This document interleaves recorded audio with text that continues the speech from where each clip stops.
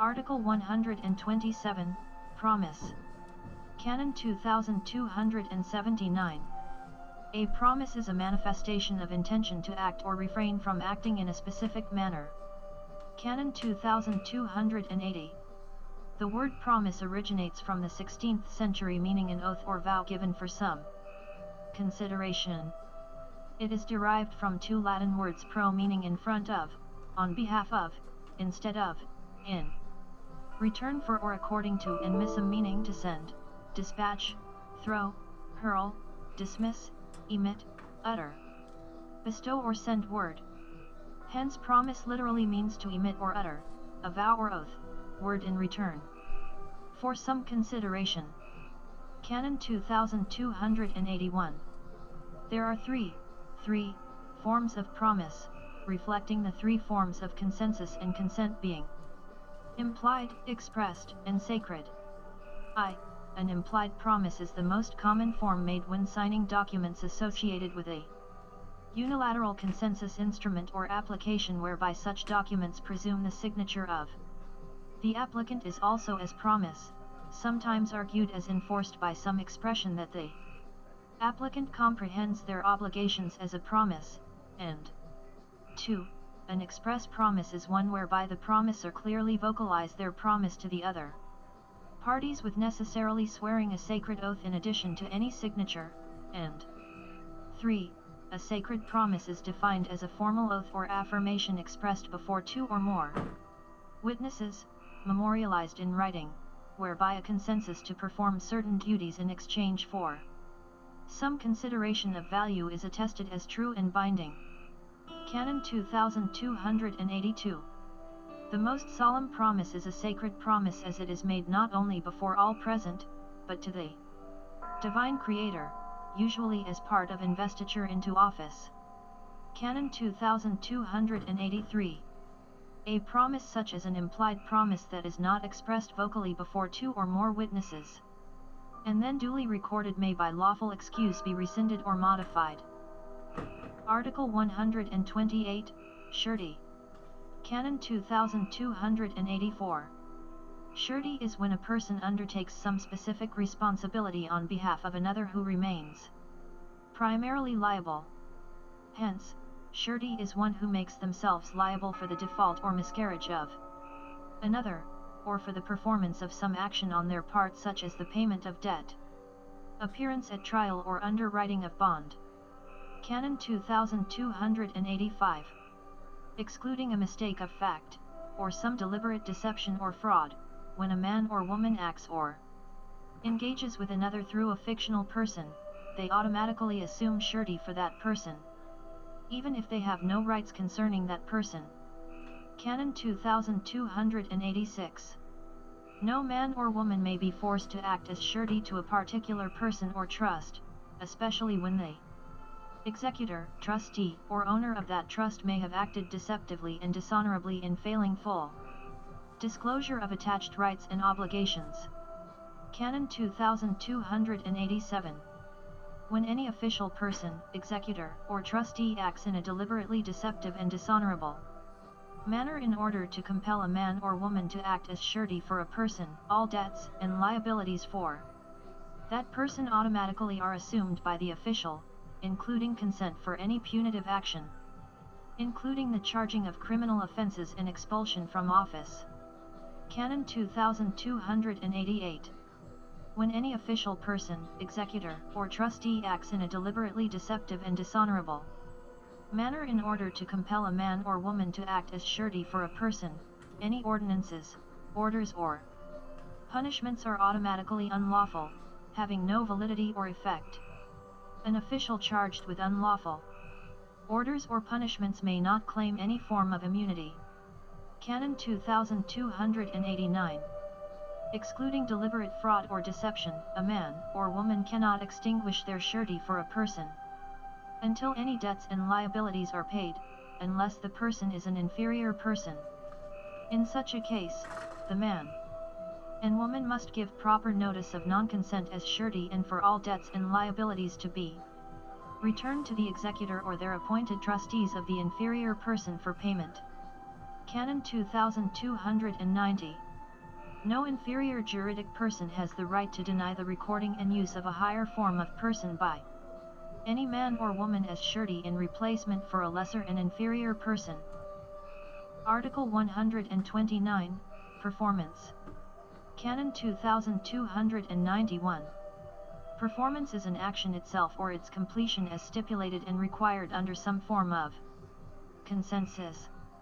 Hence, the performance of a consensus is executing the actions required by the terms of the consensus. Canon 2292. By the very nature of a consensus, all forms of consensus define at least one action to be performed by all parties, namely to follow the terms of the consensus. Thus, performance of a consensus is equivalent with honoring a consensus. Canon 2293. As performance is equivalent to honoring the terms of a consensus, non-performance is equivalent to dishonoring the terms of a consensus. Canon 2294. While performance is equivalent to honoring the terms of a consensus, it cannot be presumed as acceptance of the validity of the consensus itself, nor substitute to consent.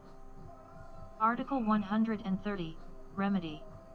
Canon 2295. Remedy is a fictional concept in reality whereby an injured party receives a form of cure, repair, correction, compensation, and justice against an injury in accordance with these canons and any valid statutes promulgated by valid juridic persons. Canon 2296.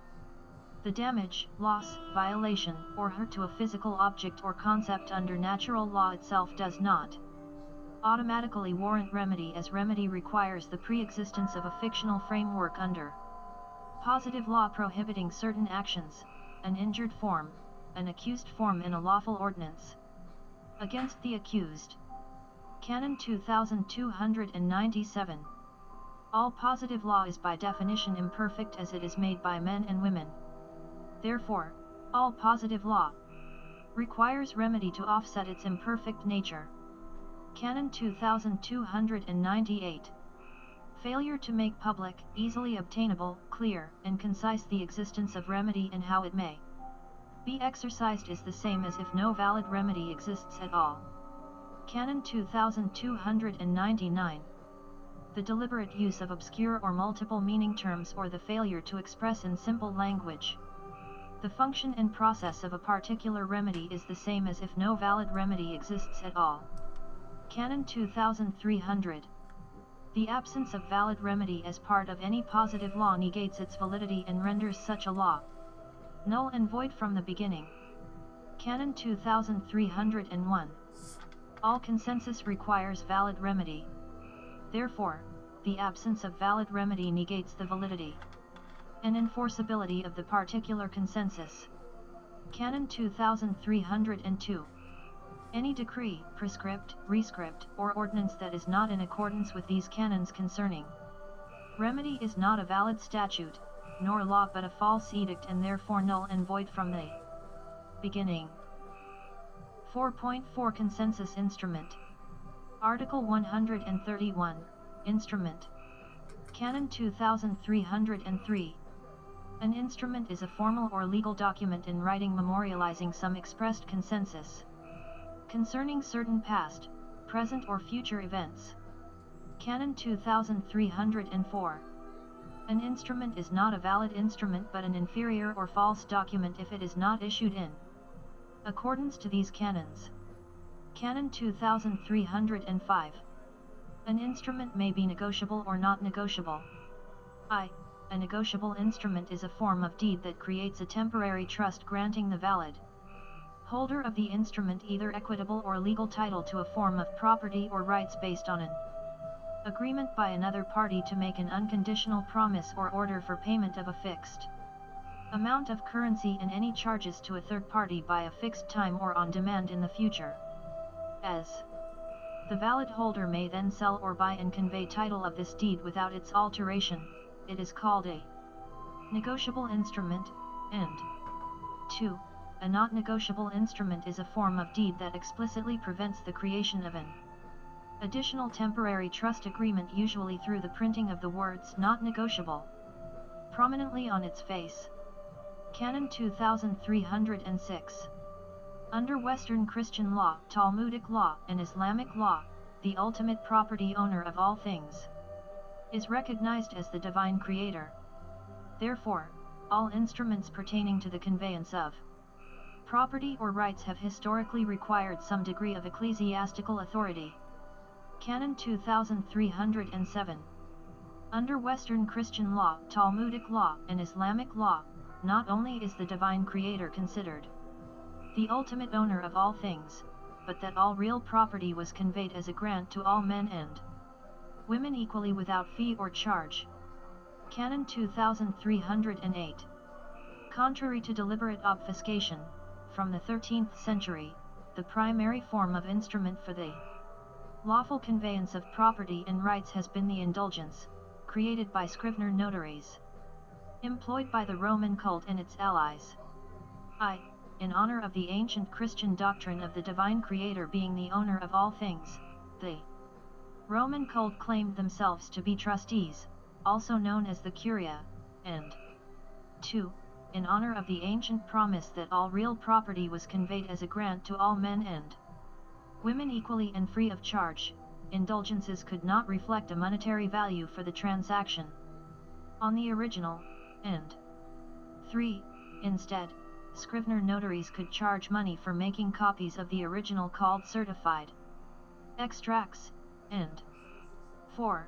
To control the issuance of such instruments, only licensed notaries were permitted to make copies, with the first private guilds established in Rome, London, Zurich, Florence, and Venice. Canon 2309. Modifications to the function of indulgences from the 14th and 15th century saw the introduction of the symbolic transaction of the smallest denomination or peppercorn fee in exchange for real property transfers, plus the introduction of monetary values assigned to the instrument itself, rather than the transaction either as a stamp, coupon, or some other addition. Canon 2310.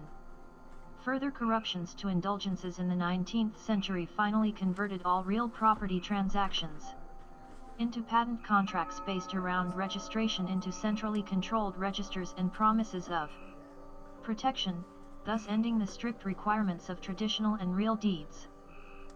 Canon 2311. Excluding certain limits of disclosure permitted for lawful currency, a valid holder of a negotiable instrument is a person who can prove a lawful conveyance of the instrument to them through such a transaction being registered in a great register and public record of a valid Okadian society, including the provenance being history of all previous conveyances for the existence of the instrument.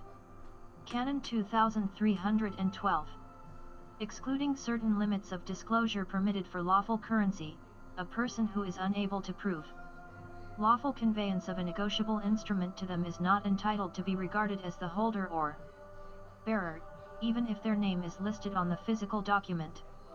Canon 2313. A negotiable instrument depends upon the existence of a temporary trust relationship. The length of existence of the trust is dependent upon the length of time the property remains in trust before being conveyed, either at a fixed maturity date, or upon being redeemed upon demand. Canon 2314. Any statute, code, or ordinance that claims to govern the function of negotiable instruments yet conceals or does not mention the implicit importance of the temporary trust personality of negotiable instruments is fraud. Therefore, any instruments created by such statutes, codes, or ordinances are founded on fraud. Canon 2315. All valid negotiable instruments issued in accordance with these canons have the following essential characteristics. The promise or order to pay must be unconditional, and 2. The payment must be a specific sum of money, although additional charges may be added to the sum on conditions, and 3.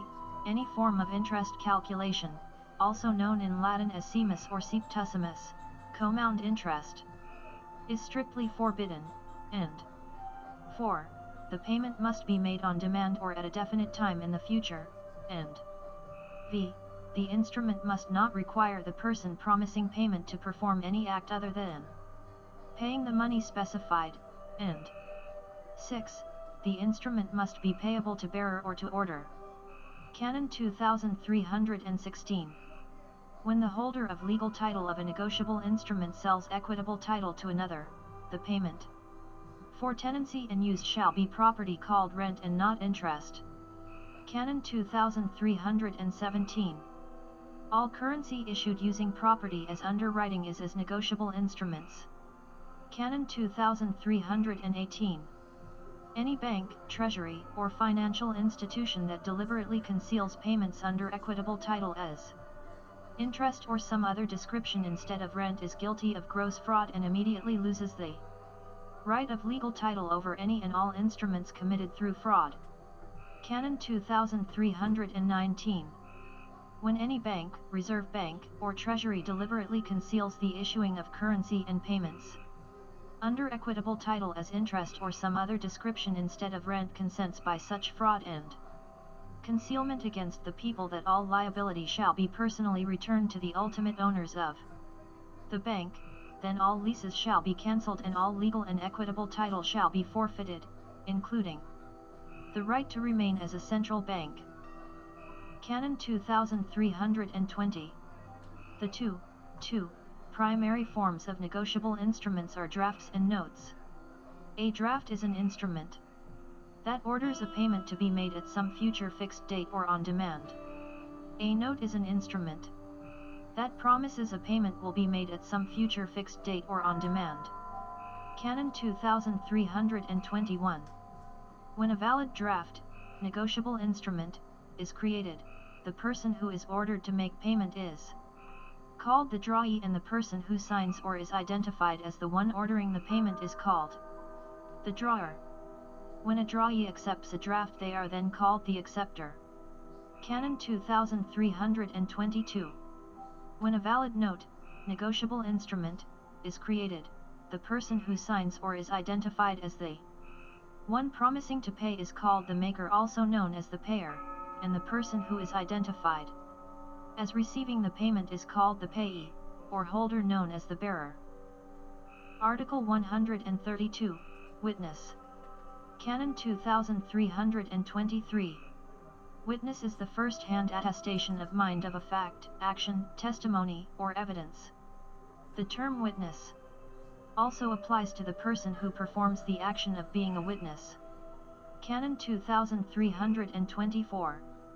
A witness is a form or union of minds capable of coherently attesting first-hand knowledge of a fact, action, testimony, or evidence. Second-hand or hearsay testimony, or when a witness expresses their own opinion, is strictly forbidden as testimony. Canon 2325. In accordance with divine law and natural law, existence itself requires the existence of at least one independent witness to an event for it to be said to exist. However, under positive law, the minimum number of independent witnesses by custom is at least two. Canon 2326. An independent witness is a witness sufficiently separate from the mind performing the action that it is capable of demonstrating its own independent cognition, judgment, and volition.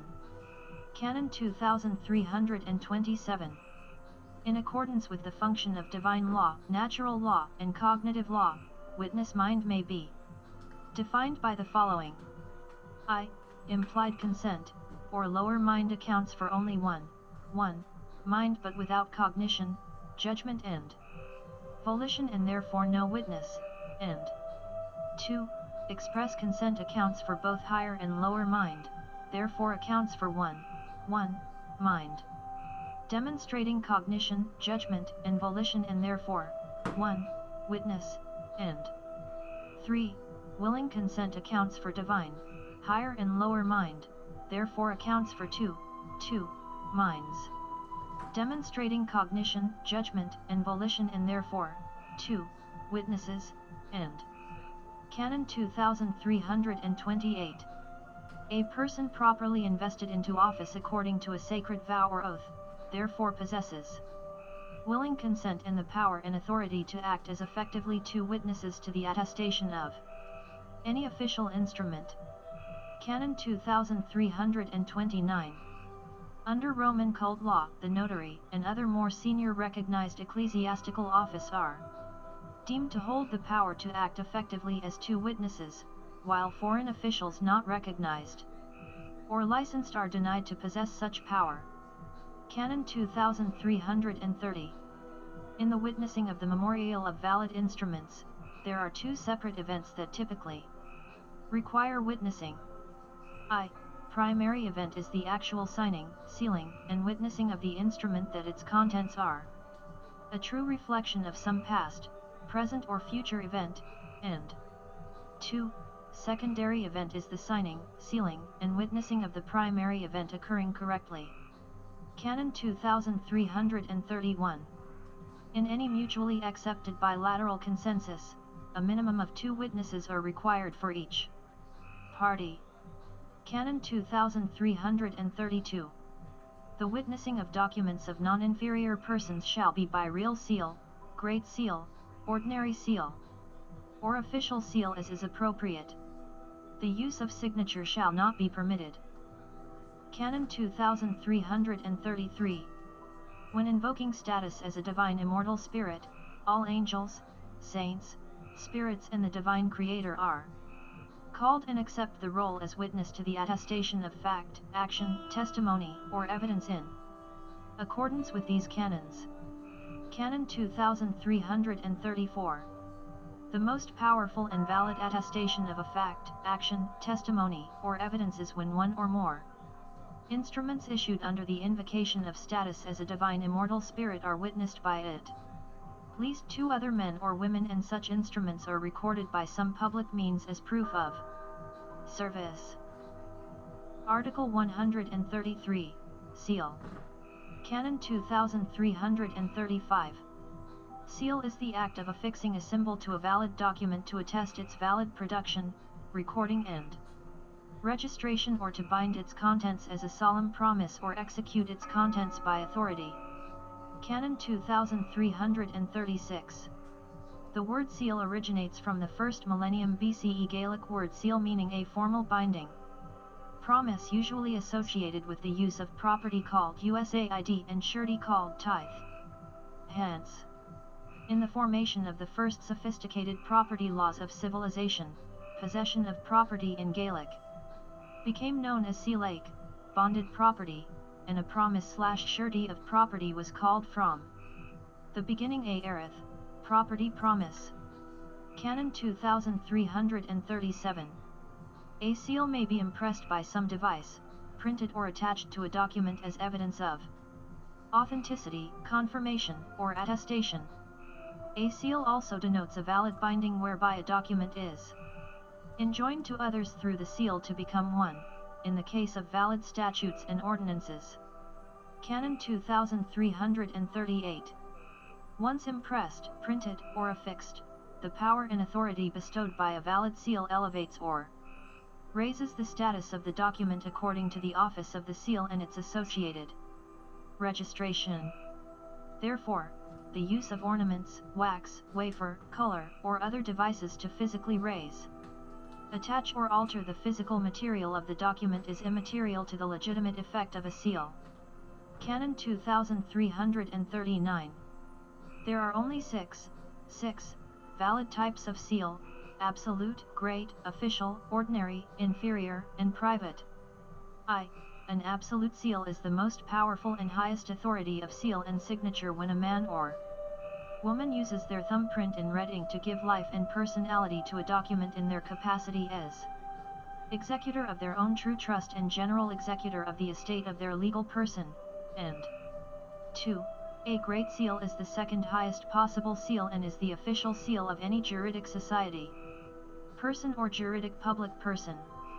Hence a great seal is used for the authentication of documents of the highest importance issued in the name of a universal true trust, global true trust or civil true trust. And 3. An official seal is the third highest possible seal issued by an official person in the capacity of their office on behalf of a universal true trust, global true trust or civil true trust, and 4. An ordinary seal is the fourth highest possible seal issued on behalf of a juridic private person, juridic union person or juridic domestic person in association with a superior trust, and v. An inferior seal is the fifth highest possible seal issued on behalf of a non-Ukadayan legal person, and 6. A private seal, also known as an inferior administrative seal, is the lowest form of seal and is an administrative stamp issued under private law between parties for the cross-certification of documents by regulation and central registration of all authorized signatories.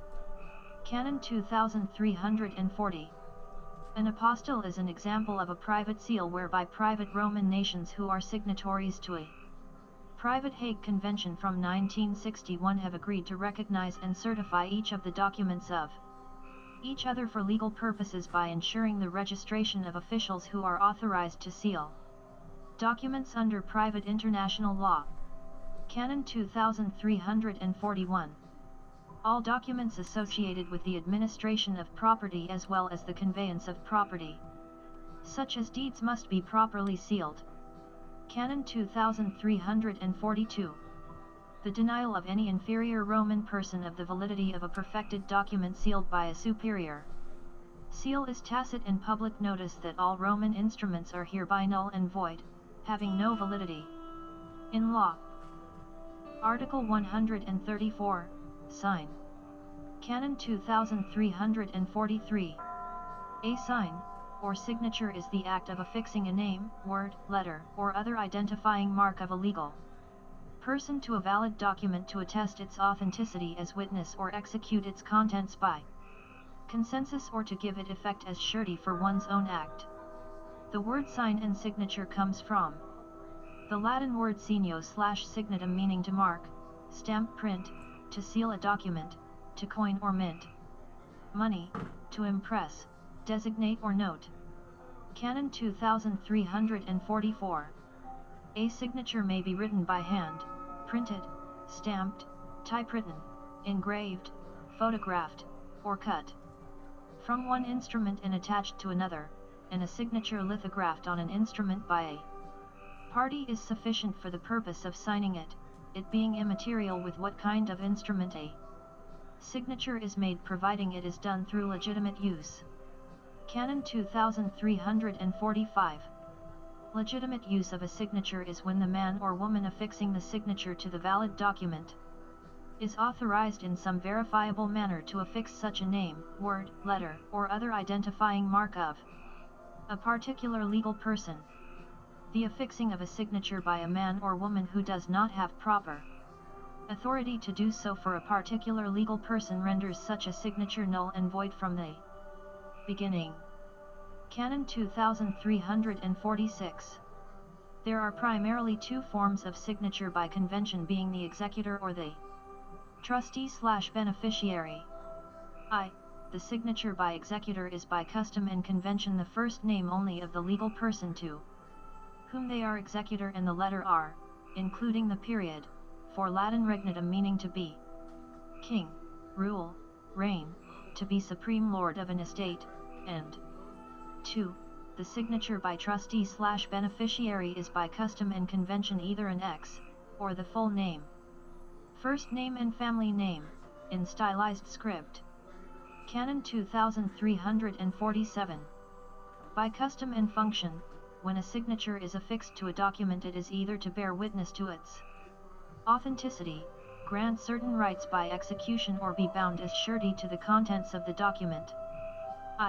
A general executor never signs their name in the manner of a trustee/beneficiary unless they are acting in such capacity, and only ever signs as first name and the letter R when in the context of a grant, deed, and conveyance. In all other cases, an executor never signs a document, and 2. A trustee/beneficiary signs their full name in the manner of a trustee/beneficiary as a witness to the authenticity of a document or to accept full liability as surety to perform its contents. Canon 2348. When a man or woman is compelled by force to sign a document, such a signature shall have no legal effect. To ensure this is made clear, a man or woman may lawfully choose one of two mechanisms to physically invalidate their signature. I. By placing the letters VC anywhere within the signature, the man or woman signifies by custom the principle of six coactus or under constraint to sign, which immediately invalidates the whole document, or 2. If prevented from making clear a signature is made by force, a man or woman may use an ellipsis anywhere as part of their signature to prove that they sought to sign VC but were otherwise prevented. Canon 2349. Whether a man or woman has signed a document or not, if it can be proven that such signature was elicited under false pretense, under duress, or some other fraud, then such a signature is null and void. Canon 2350. All documents associated with the administration of property as well as the conveyance of property, such as deeds, must be properly signed and sealed. Article 135, Notary. Canon 2351. A notary is a formal ecclesiastical position addressing the creation and validation of certain instruments involving the conveyance of property and rights, first instituted by the Roman cult in the 13th century for the creation and issuance of indulgences, and then extended to a wider range of public instruments by English statute in the 16th century. Canon 2352. The word notary is derived from the Latin notatio/notarius, meaning a marker, interpreter of observed events, secretary, and creator of word meaning. Etymology. Canon 2353.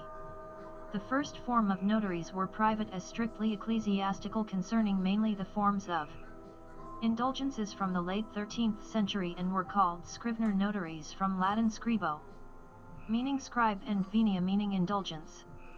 Canon 2354.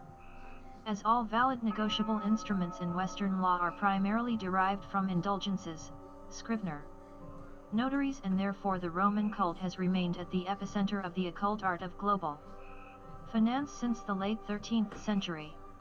The oldest guild of scrivener notaries still in existence is the Worshipful Company of Scriveners in central London since 1373. Canon 2355.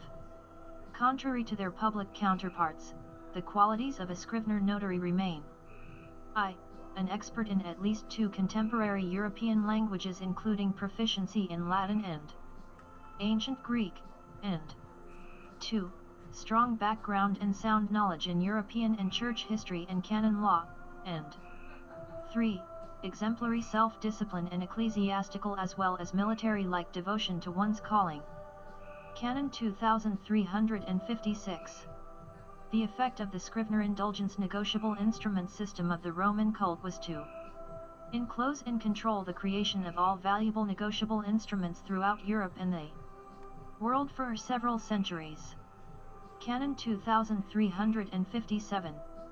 In the 16th century, King Henry VIII introduced the public form of the notary through the Ecclesiastical Licenses Act 1533, still in force, and overseen by the Archbishop of Canterbury via a tribunal known as the Court of Faculties.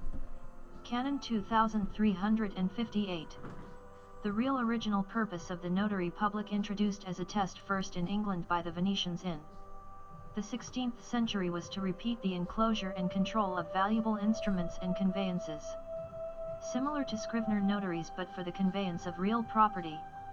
Canon 2359. Originally the role of the notary public represented an extended role of the local parish, which also controlled most vital statistics and registers up until the mid-19th century. However, since the end of the 19th century, the role of the notary public has transferred to almost an exclusive control of members of the private bar guilds. Canon 2360. Most statutes of Roman estates maintain that instruments involving conveyance of any real property, or official documents of proof are to be sealed and witnessed by a duly authorized notary. Canon 2361. In 1961, through the introduction of a new private treaty between certain Roman estates, a new system called apostille was introduced that has usurped the role of notaries by a system of registering officials and their seals recognized by all signatory estates. Article 136, Acknowledgement. Canon 2362. Acknowledgement is an act or certificate by which a person affirms, avows, or admits the truth of certain facts of some previous related instrument, including its genuineness and its execution as a voluntary act or deed. As an instrument, acknowledgement is the name of the certificate properly signed and sealed by an authorized officer. Canon 2363. The word acknowledgement, 16th century English word from Latin actus equals doing, action, especially on stage. Old English nolchen equals admit and Latin mentis equals mind, thought, intention. Hence, the original etymology of acknowledgement is the action of admitting mind, thought or intention. Canon 2364. As a true deed of conveyance must prove not only the validity of the consensus outlined within the instrument, but the event of its signing and sealing, the perfection of a certificate of acknowledgement within Western law represents the perfection of a deed. 4.5 Consensus dispute and extinction. Article 137, Duress. Canon 2365. Duress or coercion is any threat, fear, or inducement directed against a person to act or refrain from acting in a manner they would otherwise not consider in the absence of the threat, fear or inducement. Canon 2366. Any consent granted under duress has no effect and is null and void from the beginning. Canon 2367. Any consensus instrument sealed and consented under duress has no effect. Canon 2368. Any testimony given under duress has no validity and cannot be used as evidence in any competent forum. Article 138, Perfidy. Canon 2369. Perfidy is the deliberately deceitful act of falsely making a promise, a vow, or oath for the purpose of gaining proximity and trust in order to undertake an act of treachery and great injury. Canon 2370. Perfidy is one of the most heinous acts against the law and society in that a person deliberately uses the good faith and trust of others against them, thus creating confusion, further mistrust, and turmoil. Canon 2371. Of all the persons and inferior juridic persons that have existed, there exists two classes of persons who have consistently demonstrated continued acts of perfidy against virtually every society and community, with apparent immunity within the framework of inferior Roman law, the banking class and the bar associations.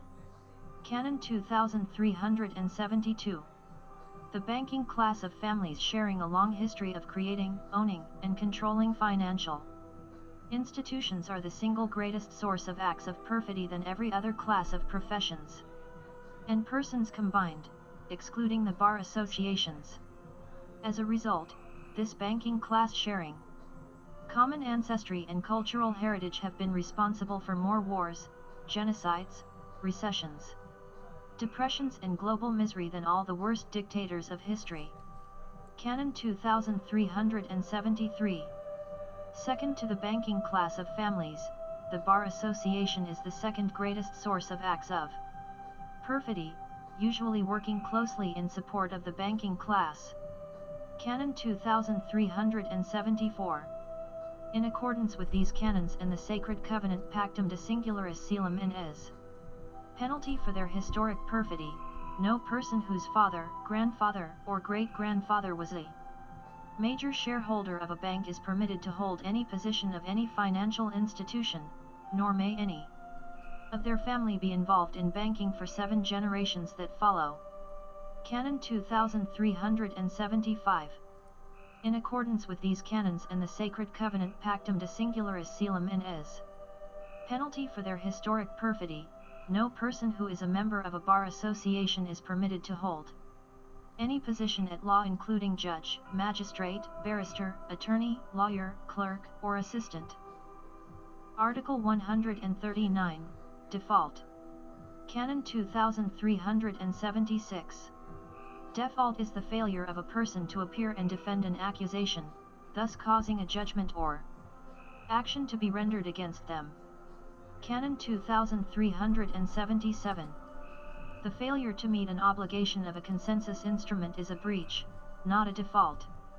A breach of a consensus instrument is not equivalent to a default. Canon 2378. Excluding any lawful excuse or obstruction, a person or their counsel is expected to appear before a competent authority where an accusation or controversy against them has been raised. Canon 2379. Excluding any lawful excuse or obstruction, a person who fails to attend a hearing before a competent authority admits their guilt. Canon 2380. Excluding fraudulent causes or action or errors of due process, the failure of a person to appear before a competent authority when called to answer and defend themselves causes an injury to the law.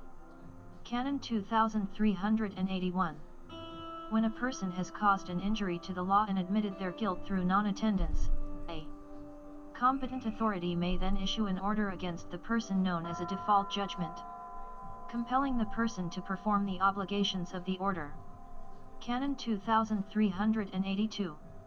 Any person who issues a default notice or judgment before a person has had the opportunity to defend themselves is guilty of fraud and deception and automatically consents and affirms full liability of the default judgment, plus any further penalties and punishment.